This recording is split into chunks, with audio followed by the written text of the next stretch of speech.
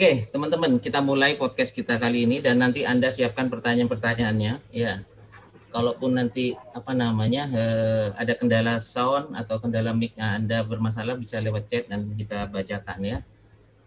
Oke, bisa kita mulai Mas Malik ya. Dulu panggilannya Mas Bagus, sekarang jadi Mas Malik ya. Apa ada cerita lain? Betul Pak. Itu? Jadi nama saya itu kan Bagus Malik Kusuma Atmaja. Betul. Karena saya ini Pak bertapa dan berguru masalah branding. Oh, brand. Saya itu harus mempunyai nama panggung. Nah, nama saya itu terlalu panjang, Bagus Malik Kusuma Atmaja, dan sebenarnya kan panggilan kecil saya dulu memang Bagus. Tapi dirasa dengan konsultan branding saya itu nama Bagus itu sudah terlalu sangat banyak sekali. Nah, makanya kemarin mencari-cari nama akhirnya Malik Atmaja. Jadi Malik kan juga orang gampang ingetnya. Kalau Bagus sudah terlalu banyak. Bagus yang mana ya? Akhirnya disingkatlah Malik Atmaja gitu. Saya ingat dulu ada artis Malik terkenal tuh. betul. Yes, teman-teman, ini menarik ya teman-teman ya. Jadi kalau Anda mau masuk di branding istilahnya, di bisnis, apalagi Mas Malik ini di bidang entertain, maka penamaan itu penting ya, seperti halnya brand ya dalam sebuah produk. Nah, sementara Mas Malik ini punya brand, nama sendiri jadikan brand. Oke, Mas Malik, kita lanjut lagi. Nah, tema kita kali ini kan saat masih kuliah kita bisa bikin bisnis. Ya, bagaimana Mas Malik mengawali ya kuliah angkatan 2010 dan 2012 sudah memulai bisnis. Ya, monggo Mas, bagaimana itu disampaikan ke teman-teman semuanya nih. Ya, jadi teman-teman salam kenal, panggilan saya Malik. Jadi mungkin nggak pernah lihat karena memang saya masuk jauh ya. 11 tahun yang lalu. Cuman ya alhamdulillah masih nyambung silaturahmi dengan dosen-dosen yang lain. Jadi saya itu dulu angkatan 2010, masuk 2010. Kalau Pak Firman masih ingat teman sebangku saya namanya Billy, Pak. Triasvi Billy. Kenapa? Dulu itu yang menginspirasi saya menjadi seorang pebisnis. Dulu 2010 waktu awal kuliah setelah kalau ospek itu apa namanya Pak, kalau di Pens itu saya lupa. Apa Dek? Ada yang lain? Apa sih? MOS ya? Apa lupa saya. Orientasi masih UMB. Ya, pokoknya semacam ospek itu. Jadi karena dia itu seorang perantau dari Tuban. Dia harus bertahan hidup di Surabaya. Akhirnya, jadi orang tuanya nggak sanggup untuk membiayai kuliahnya dia. Jadi dia harus bertahan hidup bagaimana caranya, karena dia kan lewat bidik misi, dan dia juga nggak punya tabungan untuk untuk jajan atau apa. Akhirnya dia memilih untuk jualan mie ayam pada waktu awal semester. Dan saya masih teringat ketika Billy itu ngomong, kalau kamu mau menjadi orang yang bermanfaat, kamu buka bisnis. Karena dari membuka bisnis itu kamu bisa membuka lapangan pekerjaan yang amat sangat banyak dan orang memasrahkan rezekinya kepadamu. Meskipun memang rezeki itu datangnya dari atas, tapi kita menjadi perantara dari yang atas. Dari situ saya terketuk, perjuangan teman saya itu saat itu luar biasa. Ketika pagi sampai siang kuliah, malamnya yang ngerjain tugas, ya jualan mie. Itu terjadi di teman sebangku saya, namanya Billy. Pak Firman pasti masih ingat lah, masih akrab juga. Jadi di situ saya juga ngerasa, wah iya ya, saya bisnis apa ya. Kebetulan ya dulu masih cari-cari. Saya dulu juga pernah jualan roti bakar. Waktu Billy jualan mie, itu saya langsung setelah itu langsung saya coba belajar sama Billy. Saya jualan roti bakar di pinggiran. Jadi roti bakar Bandung gitu. Cuman memang nggak bertahan lama.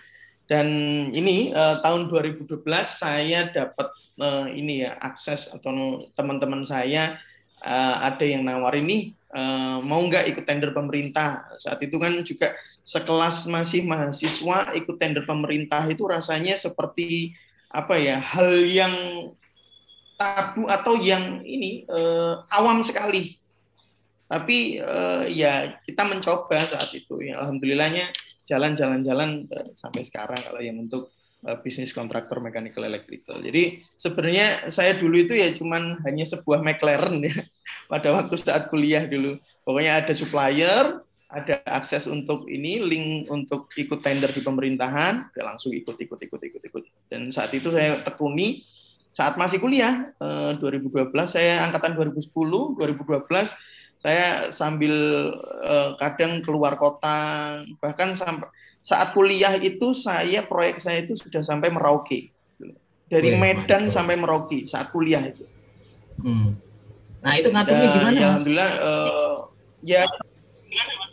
ya itu Pak. Jadi sempat keteteran juga pada saat itu kan juga ini ya. Waktu peak-peaknya itu ketika ini tugas akhir. Jadi tugas akhir. Jadi ini sebenarnya baik atau enggak, cuman ini agak cheating saya waktu tugas akhir itu. Jadi kalau saya itu prinsipnya memanage people lah itu. Jadi membagi waktu dan memanage bagaimana caranya. Yang penting TA saya jalan. Jadi karena TA itu kan sangat banyak sekali komponennya, ada hardware, ada apa atau apa. Nah, saya mengumpamakan dulu itu kalau AC rusak, kita betulin sendiri, itu butuh waktu bisa sampai 3 hari, 4 hari. Tapi kalau kita serahkan kepada tukang AC, itu cuma beberapa jam. Nah, tapi saat itu saya juga harus menguasai bagaimana caranya TA saya itu juga saya memahami semuanya. Jadi saya lemparkan ke supplier semisal kayak hardware. Jadi saya dulu kan coffee vending mesin ya. Nggak mungkin saya membuat ini hardware ini bukan teori, tapi ini membutuhkan waktu yang sangat banyak. Akhirnya saya melemparkan ke supplier akrilik, terus untuk mekaniknya dan lain-lain. Gitu. Jadi saya benar-benar membagi waktu saat itu gimana caranya bisnis saya tetap jalan, kuliah saya tetap harus on time. Ya alhamdulillahnya on time juga. Oke. Itu yang bisnis ya, kontraktor mekanikal. Oke ya teman-teman ya. Jadi sekali lagi Mas Malik ini memulainya sejak mahasiswa dan mulai dari yang tanda petik kecil-kecil ya, entah jualan apa tadi, roti dan seterusnya itu, termasuk ikut tender pun. Roti bakar. Termasuk tender pun ya sebenarnya ikut yang mulai dari awal-awal juga. Dan kata kunci yang bisa kita pegang tadi diantaranya adalah kata kunci dalam berbisnis itu bagaimana memanage potensi orang dan potensi apa-apa yang ada di sekitarnya. Apakah itu supply and demand dan seterusnya, termasuk memanage orang. Ya, dan itu dijalankan dengan baik dan akhirnya berkembang seperti sekarang gitu ya. Jadi motivasinya diantaranya itu sudah disampaikan oleh Mas Malik ya. Oke. Sekarang tentang mindset Mas Malik, tentang ada keyakinan tentang hal itu dalam memulai bisnis, apalagi tadi ada yang tanda petik gagal awalnya atau tidak berselang lama tapi tetap bangkit lagi, dan termasuk sampai bukan banting setir ya, tetap bisnis yang kontraktor jalan, entertain jalan, itu bagaimana kira-kira ceritanya? Jadi izin saya flashback lagi. Jadi sekarang orang-orang itu ngecap saya ini musikpreneur. Jadi karena bisnis yang paling kenceng saya dan karir saya yang paling kenceng di bidang musik. Jadi kalau teman-teman fans yang angkatan sekarang tahu namanya ITS Jazz, komunitas ITS Jazz. Nah, itu legasi saya ketika kuliah. Saya mendirikan komunitas jazz berbasis kampus dulu yang ada di ITS, PENS, dan BPNS. Halo, jaringan saya mungkin agak ya. Enggak, ya tadi ya. Tapi oke saya kira. Sekarang oke Mas. Lanjut Mas. Oke. Jadi 2011 itu saya juga ikut ngamen-ngamen. Jadi mendirikan komunitas ITS Jazz gitu. Jadi saya mendapatkan networking yang bagus itu justru malah dari komunitas tersebut. Dari komunitas ITS Jazz itu saya mengenal teman-teman IKA ITS. Jadi saya dulu waktu kuliah sampai ngamen dibawa ke Jakarta, acaranya IKA sama Pak almarhum Pak Adi dulu kalau nggak salah. Jadi dulu saya dibawa sampai dirawat di sana, diramut lah di Jakarta, saya dijamu dan lain-lain. Akhirnya dikenalin sama alumni-alumni, akhirnya dapat akses networking dari situ. Nah, setelah saya 2014 lulus, saya tidak menjabat menjadi ketua ITS Jazz, tapi orderan dari alumni-alumni masih banyak. Mas, saya mau nikah nih, saya butuh musiknya, kira-kira bisa apa enggak? Ya saya karena sudah nggak di ITS Jazz, ya saya kasihin ke ITS Jazz. Jadi ke komunitas-komunitas. Lama-lama saya ini otak cuan saya ini muncul. Ini kan sebenarnya nggak bisnis gitu loh. Pada saat itu bisnis musik itu nggak ada, maksudnya tidak terfikirkan sama sekali. Padahal di situ ada transaksi uang yang berputar. Kita tidak menyadari itu. Jadi dulu pokoknya ada orang butuh musik, saya lemparkan ke teman-teman komunitas ke kampus. Lama-lama, lah saya ngapain ya kok ngasihin ke orang-orang, kenapa kok nggak saya buka sendiri. Akhirnya saya buka sendiri dengan nama Malik Entertainment itu, dan alhamdulillah sampai sekarang, bahkan kemarin ya cukup lumayan beruntung saya. Jadi kemarin beberapa bulan yang lalu, 1 bulan yang lalu saya ngisi di acara nikahnya Atta Aurel. Jadi bahkan setingkat pejabat-pejabat pun gunakan jasa kami. Nah, jadi kembali lagi ke pertanyaan tadi yang untuk masalah mindset. Bagaimana sih caranya memulai bisnis atau hal apa yang harus dilakukan? Sebenarnya tidak banyak yang harus dilakukan. Mindset kita sebenarnya pokoknya mulai aja dulu. Jangan terlalu neko-neko yang memikirkan hal, aduh nanti kalau saya bisnis nanti rugi, nanti apa. Bisnis yang baik adalah bisnis yang dimulai. Kalau terlalu banyak pikiran, nggak akan jalan bisnis itu. Akan tetapi satu hal, riset itu penting. Jadi jangan sampai kita memulai bisnis dengan tangan yang kosong. Kita nggak tahu nih yang dimau market itu seperti apa, kompetitor kita seperti apa. Itu. Jadi kita harus punya tabungan riset dulu. Harga jual kita berapa, market kita yang kita tuju siapa, dan kompetitor kita keadaannya seperti apa.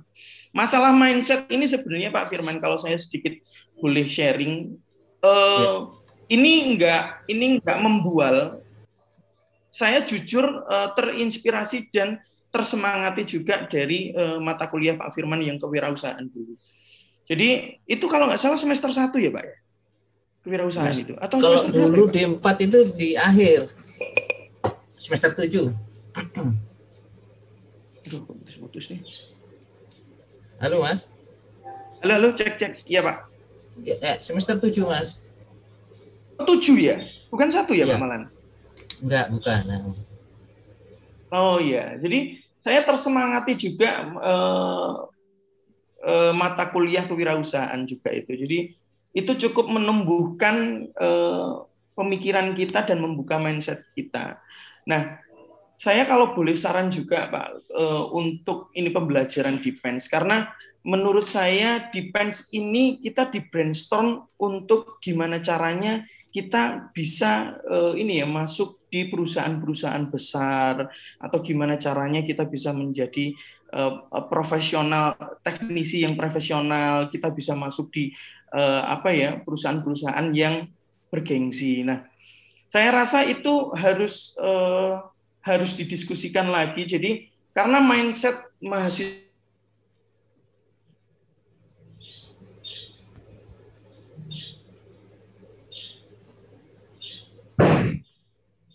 Halo, Mas Bagus. Kayaknya koneksinya Mas Bagus. Teman-teman masih dengar saya ya? Kasih Pak. Iya. Oke, nggak apa-apa sambil nunggu Mas Bagus lagi. Mas Malik ya. Halo Mas Malik. Teman-teman tolong siapkan ya. Nanti mungkin biar Anda tetap bisa berinteraksi ya, karena waktunya sangat terbatas. Monggo disiapkan pertanyaannya sebelum kita selesai ya, podcast gak masalah, biar lebih dinamis. Ya, sambil nunggu beliau, saya ulangi lagi. Jadi banyak potensi alumni-alumni yang yang tersebar ya, baik di dunia praktisi, profesional maupun di bidang kewirausahaan, entrepreneur. Nah, Mas Malik ini sejak lulus ya, bahkan sejak mahasiswa sudah terjun di bidang entrepreneur. Ya. Nanti kita pastikan ya, dia melamar pekerjaan apa enggak. Setahu saya dia enggak melamar, tapi dilamar. Oke, Mas Malik, apakah sudah monitor?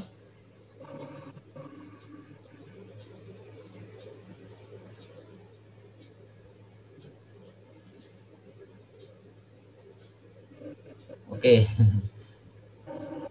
Apalagi kemarin dia sempat dapat proyek yang cukup besar. Mas Malik, oke? Belum? Proyek yang cukup besar. Maaf Pak, ini. Oke. Siap, sudah. Banyak gangguan ternyata.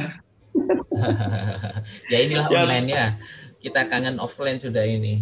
Kalau offline kan kita di teater atau bahkan sekarang udah ada ballroom kalau mau sampai 600 orang ya. Kalau teater kita hanya 120-an orang. Oke Mas, dilanjut Mas.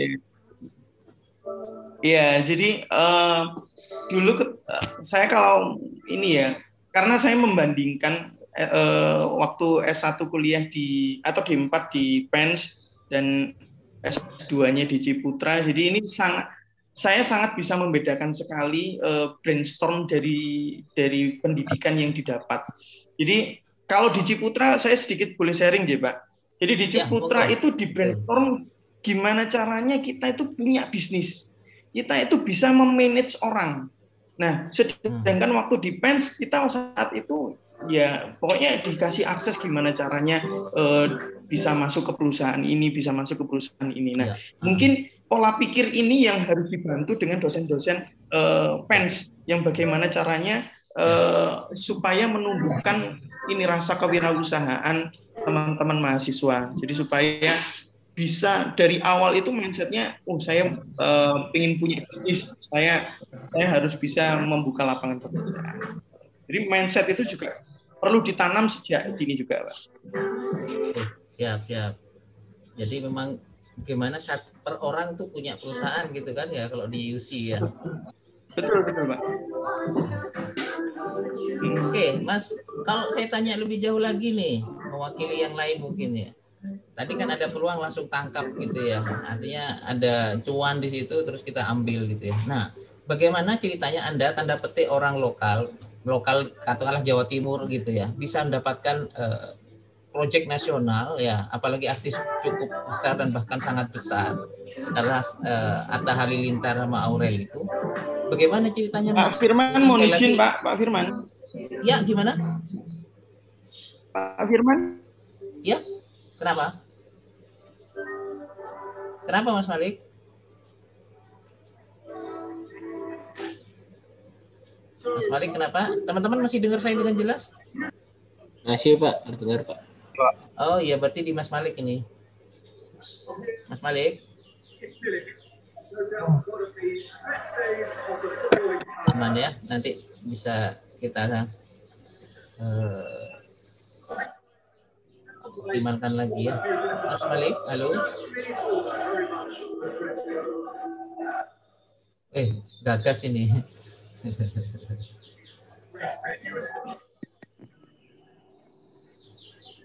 Oke teman-teman, kalau sambil nitip pertanyaan monggo sambil Mas Malik nyiapkan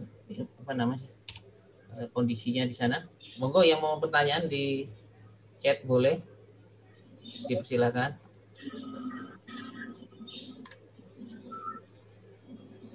Kalau ada pertanyaan monggo disampaikan lewat chat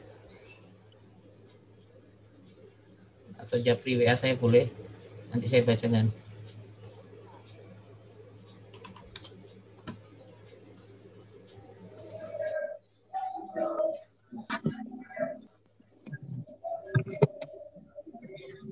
Halo Mas Malik. Alhamdulillah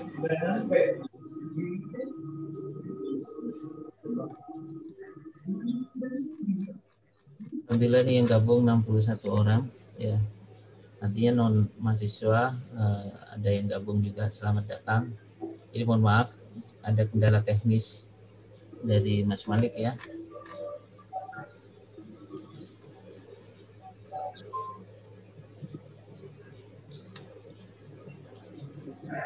Oke, Mas Malik gabung lagi.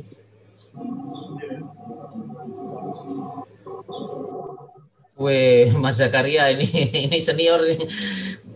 Mas Zakaria, wah senior, selamat datang nih Taretan TV ini ya. Beliau jagoannya angkatannya gitu ya. 89 ya, beliau 89. Oke, sudah saya note catatannya. Mas Malik masih proses, sudah saya admit ya, tapi masih kondisi apa namanya, jaringannya masih proses.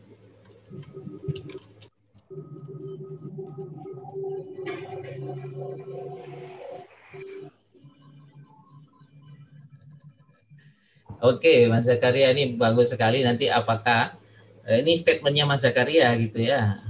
Menjadi pengusaha adalah sebuah DNA bawaan sejak lahir. Tidak mudah mengubah bakat menjadi pengusaha jika tidak memiliki DNA tersebut. Nah, kita tanyain Mas Malik nanti, apakah betul seperti itu?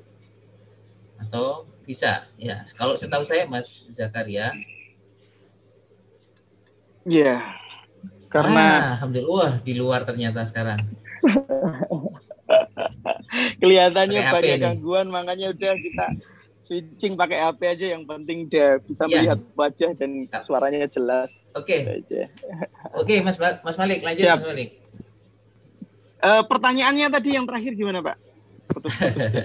Ini loh, Mas Malik kan tanda petik orang lokal Surabaya, Jawa Timur, bisa dapat proyek besar sekelas nasional, apalagi itu artis paling besar, paling rame lah sekarang. Gimana ceritanya? Biar teman-teman tuh mental blok tentang itu bisa terbongkar. Ya, jadi intinya itu sebenarnya hidup ini adalah bagaimana caranya kita mempunyai teman yang banyak, networking yang sangat banyak. Saya tidak mungkin bisa sampai ke Jakarta, nggak mungkin sampai ke artis nasional, bahkan sampai di trending di semuanya. Ya itu juga karena networking saya. Jadi kebetulan karena saya di bidang musik dan saya ini basicnya adalah bagaimana caranya saya ini bermanfaat untuk sesama.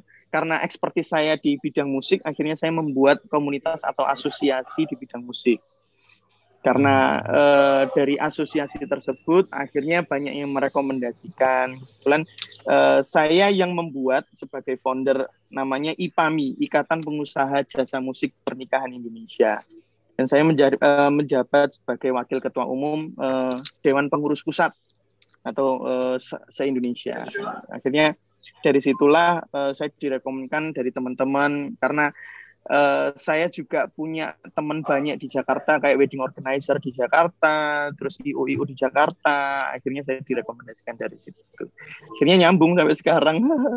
Apanya, Mas Anangnya, semua akhirnya sampai sekarang nyambung lah silaturahminya. Oke.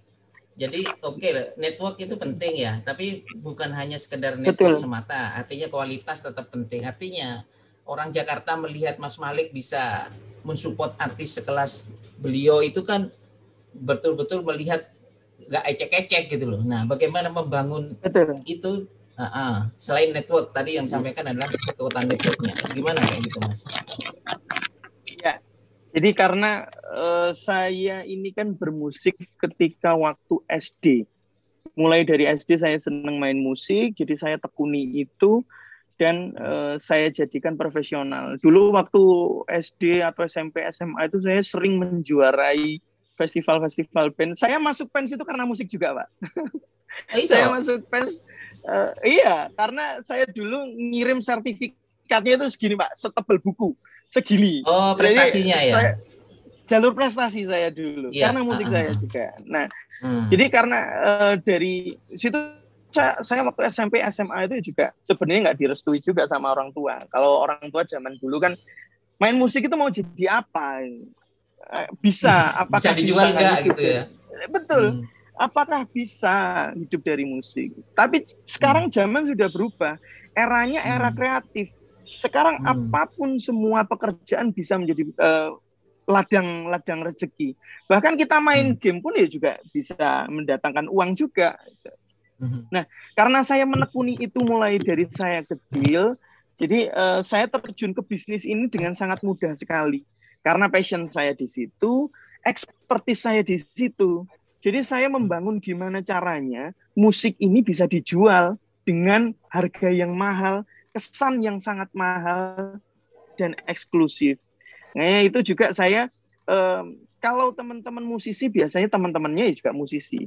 Karena lingkaran saya, circle saya ini pebisnis, akhirnya saya mengkombinasikan antara bisnis dengan musik, antara brand dengan musik. Bagaimana cara kita membangun brand yang bagus di musik. Dulu amat sangat tidak ada yang membranding tentang bisnis musik.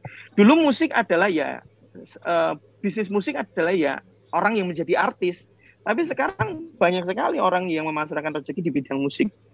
Jadi dari branding yang saya bangun, jadi dari YouTube, dari Instagram, bahkan saya mengharamkan tim saya untuk mengupload video pakai HP. Harus pakai kamera SLR, harus dengan kualitas HD. Dan audio pun kita nggak main-main, audio kita juga ada tim sendiri yang untuk mixing. Jadi nggak hanya yang dari kamera terus langsung diupload, visualnya bagus tapi audionya enggak. Karena produk kita adalah produk yang jasa. Nah, produk jasa itu menunjukkannya seperti apa? Ya dari video. Kalau video kita jelek ya otomatis ya orang akan ngecap produk kita jelek. Karena susah sekali kita mau, Mas saya mau lihat dong Malik Entertainment, masa kita mau ngundang di nikahannya orang dengan segitu banyaknya orang, kan nggak mungkin juga. Jadi marketing tools-nya kita sangat kita perbaiki dan kita jaga. Gimana caranya kualitas branding itu juga terjaga dengan baik. Oke, terima kasih Mas Malik. Jadi bukan hanya sekedar jaringan, tapi juga kualitasnya harus berbarengan juga ya. Gampangannya kita siapkan diri, begitu ada tantangan langsung sikat gitu ya. Oke, Mas Malik, langsung aja ini ada respon dari teman-teman. Siap. Dari Mas Zakaria, ini angkatan 89 ya, setahu saya ya. Wah, pengusaha. Siap. Kenal kan? Iya, ini guru saya ini. Guru saya kalau di Jakarta ini saya dijamu luar biasa loh ini. Mantap. Menjadi pengusaha adalah sebuah DNA bawaan sejak lahir. Tidak mudah mengubah bakat menjadi pengusaha jika tidak memiliki DNA tersebut. Gimana menurut Mas Malik? Jadi faktor DNA itu pasti juga. Tapi ketika kita tidak mempunyai turunan atau dari nenek moyang kita bukan pebisnis, semua sah-sah saja. Tergantung kepada kitanya sendiri. Apakah kita mau berubah? Kan manusia berusaha, tapi Allah yang menentukan. Jadi apapun yang kita usahakan tetap harus kita perjuangkan. Jadi kebetulan orang tua saya ini pebisnis, tapi pebisnisnya kelasnya berbeda. Jadi bapak saya ini kebetulan jual minuman ini di apa sih kayak aqua di rumah gitu Pak. Nah, cuman saya ingin memperbaiki DNA-nya, mungkin saya masih pebisnis karena bapak saya jualan toko kelontong lah, tapi saya berusaha untuk bagaimana caranya memperbaiki turunan, dan saya harus lebih hebat dari orang tua saya. Jadi siapapun hak semua orang untuk bisa menjadi pebisnis, entah itu DNA-nya memang dari pebisnis atau tidak, semuanya wajib untuk sukses dengan bisnisnya masing-masing. Oke, saya sepakat. Seperti halnya materi kewirausahaan, ada 3L, masih ingat ya kita ya, ada latih, lahir, dan lingkungan. Jadi yang lahir itu bakat itu, tapi bisa dipakai juga dilatih, dan lingkungan itu mendekatkan diri dengan lingkungan bisnis ya, seperti tadi. Oke, terima kasih. Lanjut ya. Izin bertanya Pak, pastinya kan ada dalam berbisnis itu tidak selalu mulus, apalagi yang pertama adalah kontraktor. Apakah pernah dalam fase down? Jika boleh tahu, karena apa dan bagaimana memotivasi diri sendiri? Dari Mas Andre, ya. mahasiswa. Siap, Mas Andre, terima kasih pertanyaannya sangat bagus sekali. Jadi kalau ngomong masalah kontraktor, down sama up-nya banyak down-nya. Gitu ya. Karena iya Pak, jadi saya itu momen terakhir 2015 saya punya project di Jayapura. Projectnya nggak terlalu besar, cuman nilainya ini apa ya? Ya nggak terlalu besar juga, tapi banyak kendala. Pada saat itu perjalanan dari Surabaya ke Jayapura itu satu orang membutuhkan sekitar 15-20 juta. Nah, ketika tidak ada kendala, saya masih dalam hitungan, masih ada keuntungan. Kan tetapi setelah saya penyerahan, setelah saya project selesai, 1 minggu kemudian tiba-tiba ada trouble di sana. Gensetnya atau panelnya nggak mau switch ke genset. Kita direct via video call, nggak bisa. Akhirnya saya memutuskan untuk memberangkatkan teknisi saya ke Jayapura. Setelah dilihat ternyata hanya sepele saja. Ada beberapa kabel yang kelihatannya ini memang disabotase. Gitu. Ya, perjalanan sama ini ya, sama memperbaikinya sangat nggak worth it sekali. Memperbaikinya cuma nggak sampai 10 menit. Akhirnya sudah selesai project. Balik lagi teknisi saya. 2 minggu kemudian gitu lagi. Kita nyari rekanan orang PLN, orang teknisi setempat, nggak bisa ngejalanin, nggak bisa memperbaiki. Ternyata kabel yang diputus berbeda lagi. Akhirnya saya berangkatkan sampai 4 kali. Itu momen saya down sekali. Jadi, karena nggak murah memberangkatkan orang dari Surabaya ke Jayapura. Kecuali kalau proyeknya hanya di sekitaran Pulau Jawa, gitu nggak masalah. Itu down banget. Itu yang bisnis kontraktor. Nah, bisnis musik, saya juga dulu pernah down. Pejabat kepala dinas. Bisa nyebut nama ya? Iya, kepala dinas nama. Sekelas provinsi. Siap. Kepala dinas setingkat provinsi. Di mana itu pejabat-pejabat gubernur datang, presiden RI datang, semua datang. Sound system saya fail. Banyak suara feedback sana sini. Akhirnya saya sampai dikecam. Nah, itu juga momen down yang dimana ya bisnis pasti akan seperti itu. Tapi kembali lagi mental kita, apakah siap menghadapi itu? Kita siap berbisnis ya kita harus siap mental kita dibangun. Jangan sampai kita ada permasalahan malah justru lari. Ada permasalahan nggak diselesaikan pokoknya diundur-undur. Nah itu yang salah. Ketika ada permasalahan kita dengan gentle mengakui kesalahan kita dan menyelesaikan masalah, bukan lari. Ya, dari pengalaman tersebut ya alhamdulillah sekarang sudah bisa diantisipasi semua dan ketika ada masalah-masalah kecil ya itu sudah dilalui semua. Oke, menarik sekali lagi, sangat menarik. Yang tadi yang sound sekalian Mas, gimana cara menyelesaikannya saat feel tadi yang sound ya, jadi untuk menguatkan? Pada saat itu tim saya nggak siap dengan format musik saya orkestra dengan 60 orang. Itu momen saat saya pertama kali dapat project musisi 60 orang, belum kru sound. Saya melibatkan sekitar 85 orang dalam satu event. Itu hanya musiknya saja. Belum IO-nya, belum atau apa. Nah itu project pertama saya yang paling besar, tapi ternyata fail juga. Akhirnya ya sudah, saat itu ya bagaimana caranya, pokoknya tetap jalan dan bisa dimaklumi. Akhirnya setelah selesai acara, saya dengan gentle meminta maaf, saya memberikan komplimen di mana saya menjaga nama baik saya ketika beliau mau mantu lagi atau saudara beliau mau mantu lagi, saya memberikan free, saya memberikan gratis dengan nilai yang sama.